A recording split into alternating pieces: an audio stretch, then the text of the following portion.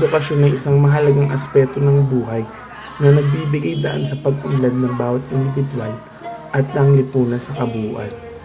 Sa pamamagitan ng edukasyon, ang mga tao ay natututo ng mga mahalagang kasanayan, magpapahalaga at kaalaman na kinakailangan upang makamit ang isang mas magandang kinabukasan. Ang Pilipinas, isang arkipelagong mahigit sa 7,000 pulo, ay isang bansa na mayaman sa kultura, kasaysayan at likas na yaman.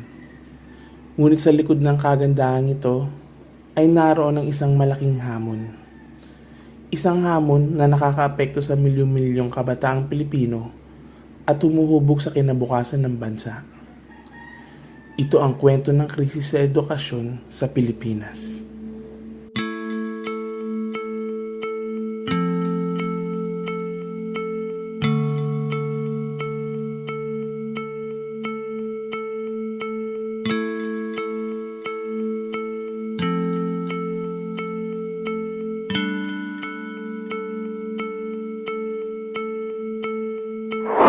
Our schools are not calamity-proof.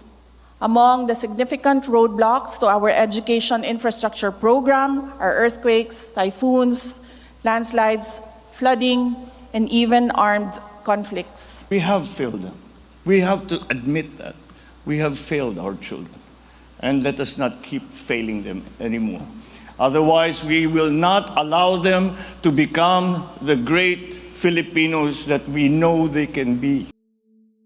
Ang 9 na taong gulang na si Edmar at ang kanyang kapatid na si Cedric ay walang sapat na kaalaman sa pagbasa at sa pagsulat. Sa kanilang murang edad, tumigil sila sa pag-aaral at pinili nilang magpulot ng basura upang kumita at makatulong sa kanilang pamilya sa kabila ng mga libreng pagkakataon para sa edukasyon. Sa katunayan, may mga libreng pampublikong paaralan na abot kamay. Nag-aalok ng mga programa upang hikayatin ang pagpasok ng mga mag-aaral at magbigay ng pagkain. Ngunit para sa maraming pamilya na tulad kina Edmar, ang pang-araw-araw na pakikibaka para mabuhay ay mas mahalaga kaysa sa mga aralin sa silid-aralan. Ang agarang pangangailangang kumita ng pera ay higit na mahalaga kaysa sa pangakong hatid ng edukasyon sa hinaharap.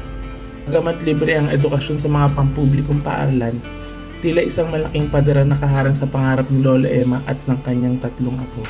Sa araw-araw na pamumuhay, sapat lamang ang kita ni Lola Emma para sa pagkain at ilang pangunahing pangangailangan. Walang sapat na pera para sa uniforme, mga gamit pang eskwela at pamasahe. Gusto ko ba siya makapag-aral kasi hindi naman para po sa akin, para sa kanila. Pagtatapos ni Ian sa high school, hinarap niya ang masakit na katotohanan. Walang pera ang pamilya para sa matrikula, pamasahe at mga aklat. Dahil dito, napilitan siyang isantabi ang pangarap na makapagkolehiyo at mamasukan na lamang sa iba't ibang trabaho. Dahil nga po sa hindi po ako nakapag-aral, nahihirapan din po ako maghanap ng trabaho.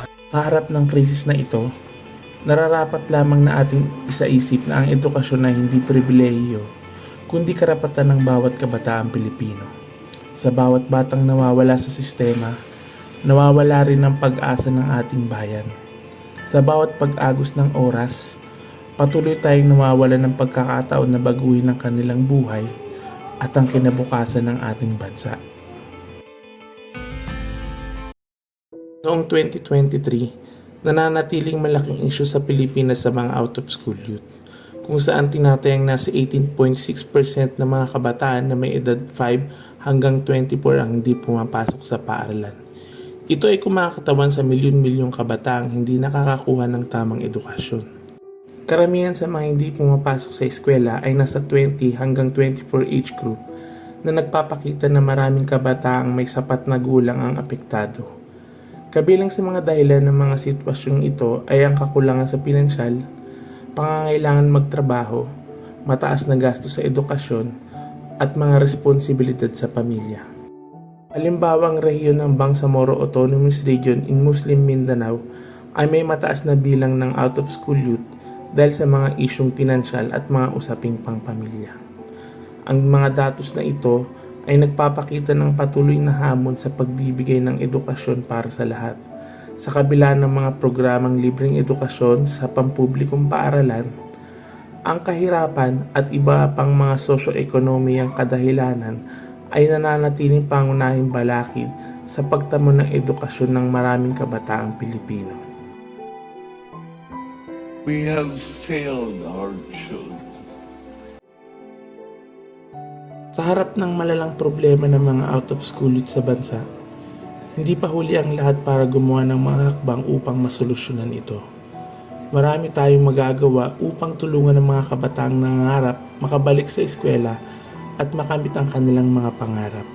Una sa lahat, mahalaga ang pagtutulungan ng pamahalaan, pribadong sektor at mga komunidad. Ang pamahalaan ay dapat magpatupad ng mas malakas na mga programang pang-edukasyon na nagbibigay ng libreng matrikula, pamasahe at mga kagamitan sa eskwela. Sa tulong ng mga scholarship at financial assistance programs, magkakaroon ng pagkakataon ng mga kabataang makabalik sa paaralan at ituloy ang kanilang edukasyon. Kailangan pagbutihin ang kalidad at accessibility ng mga pampublikong paaralan, lalo na sa mga liblib na lugar. Ang pagtatayo ng mas maraming paaralan at ang pagkakaroon ng mga alternatibong sistema sa pag-aaral tulad ng alternative learning system ay magbibigay daan sa mas flexible na edukasyon para sa mga kabataang kailangan magtrabaho habang nag-aaral. Ang krisis sa edukasyon ay isang hamon na kailangan nating harapin na magkakasama. Sa pagtutulungan ng pamahalaan, komunidad at bawat individual, makakamit natin ang isang lipunang walang batang naiwan kung saan ang edukasyon ay tunay na para sa lahat.